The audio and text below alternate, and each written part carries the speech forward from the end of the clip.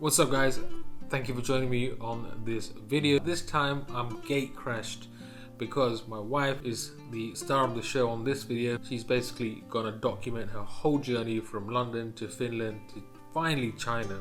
She finally made it. I'm relieved. She's gonna tell you about all the trials and tribulations that she had to go through. I'll make an appearance here and there once in a while. You can compare it to my journey to China, which is in the link above, and let us know, which one you prefer. Enjoy this video, hope you like it, and don't forget to subscribe. There'll be a lot more content from us now that we're kind of reunited, you could say. So take care, peace.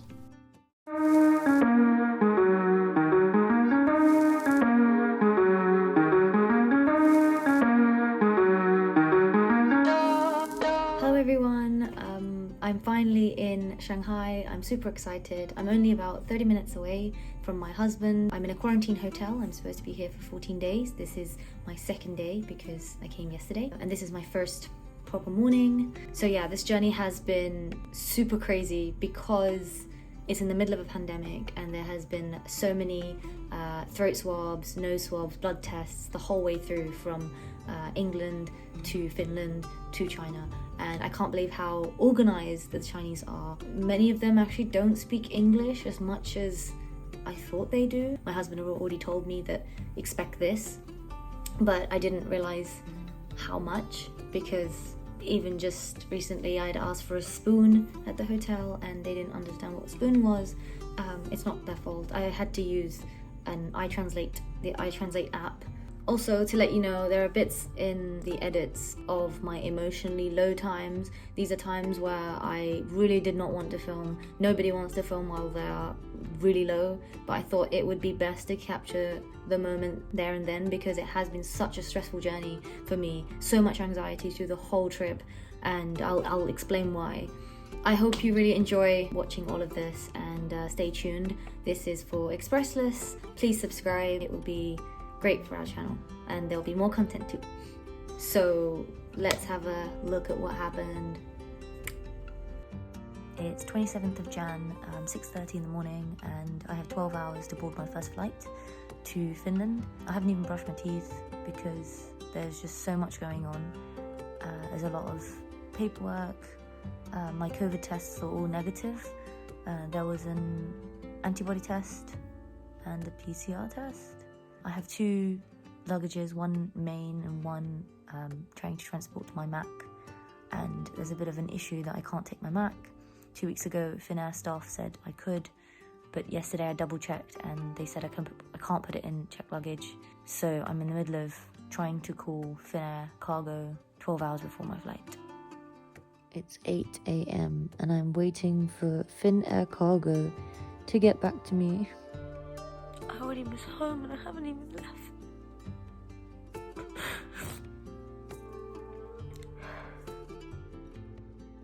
So the journey from my parents' house to Heathrow Airport was about an hour and wasn't too bad, but I felt terrible that I couldn't concentrate on spending my last moments with them as I was fussing over how to get this iMac over to China.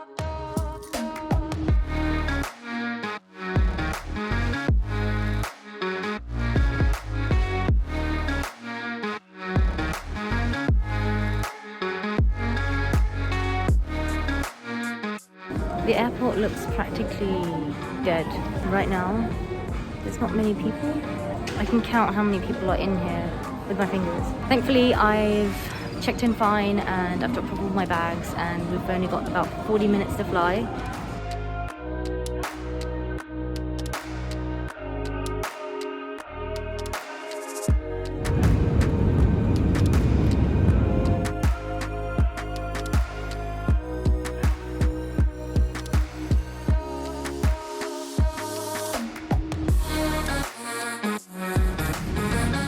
Of mobile devices is now allowed in normal mode. So my husband's colleague and I landed at Helsinki Airport at 11 p.m. and we were taken straight to COVID testing within the airport. There were quite a bit of instructions to follow and digest, but when we got our results in the morning at 10 a.m.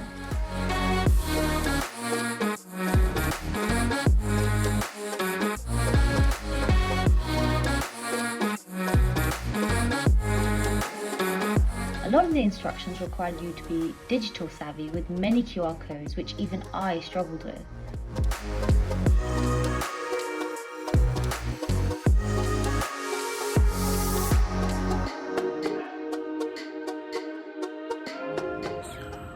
The Premier Lounge is closed until 6 in the morning.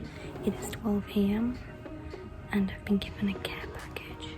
We were given a care package which consisted of a pillow, a blanket, slippers, a water bottle and a pouch that had a sleeping mask, which was really good actually, and some face and lip cream.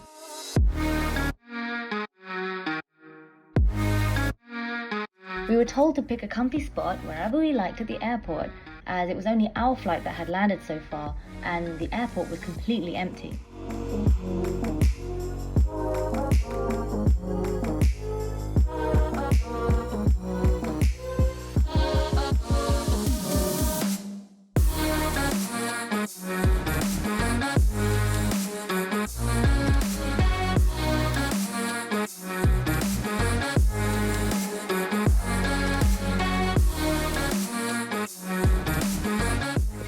On the dot and we were at the Plaza Premium Lounge.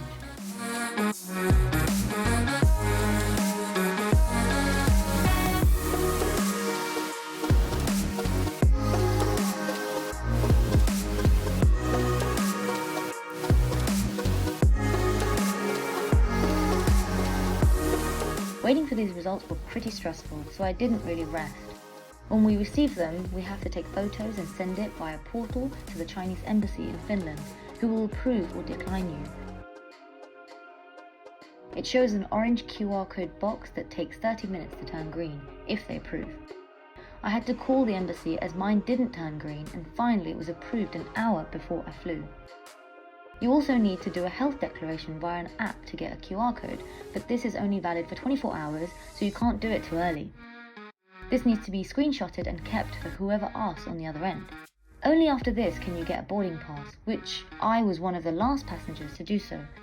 This is where I say this journey became stressful from Finland to China. Out of 90 people, about 25 people were not allowed to board. Their results showed antibodies.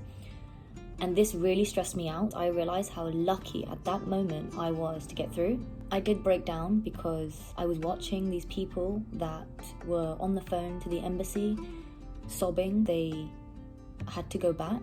It was horrible to watch. I will let ExpressList explain what China requires with the PCR and the antibody test.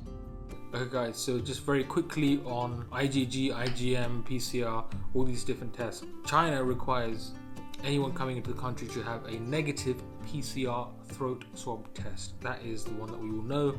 It basically tells you if you have an active COVID-19 infection and if you are infectious. The next one, which is interesting, is and most countries do not require this test to be negative, is an IgM antibody test, and it's a blood test. If you are positive for that, it means you have recently had COVID-19. It may mean that you are currently having the infection, but it could mean that you also have previously had it.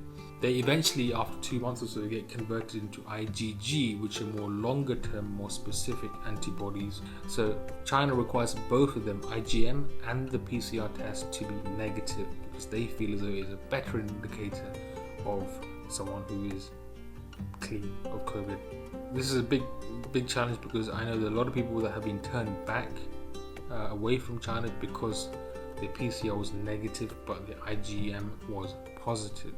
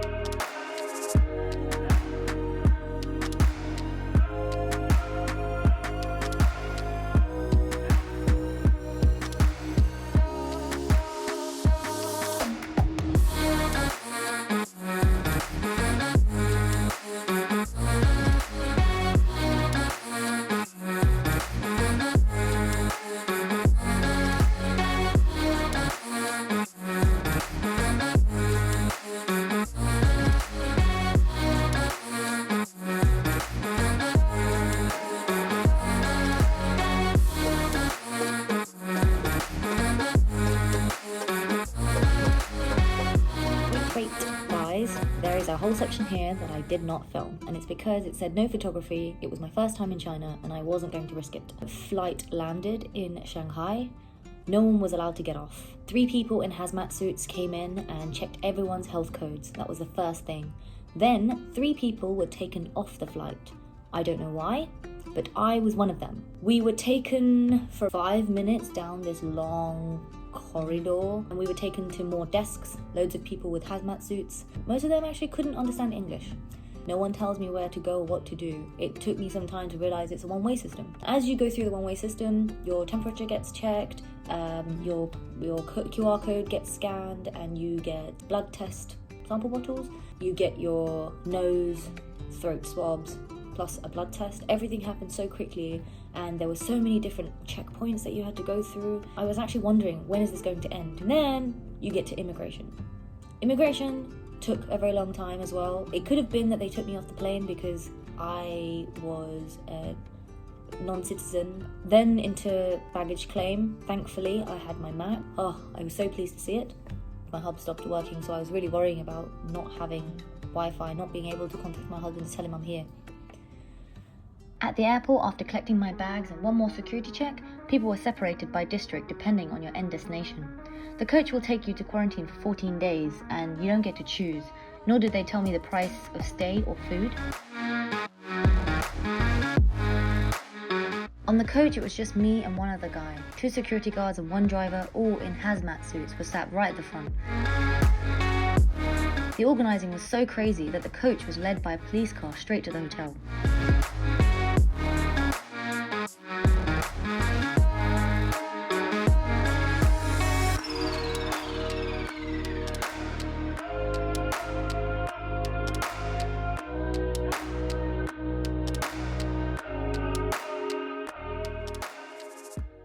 So I literally just got here.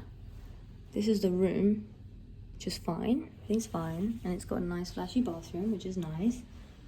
But you've got a kettle here, but you have no tea bags. You have nothing. The guy who just dropped me off asked me if I was hungry. He brought me food, but I have no cutlery. And I don't eat meat, so this is going to be very interesting.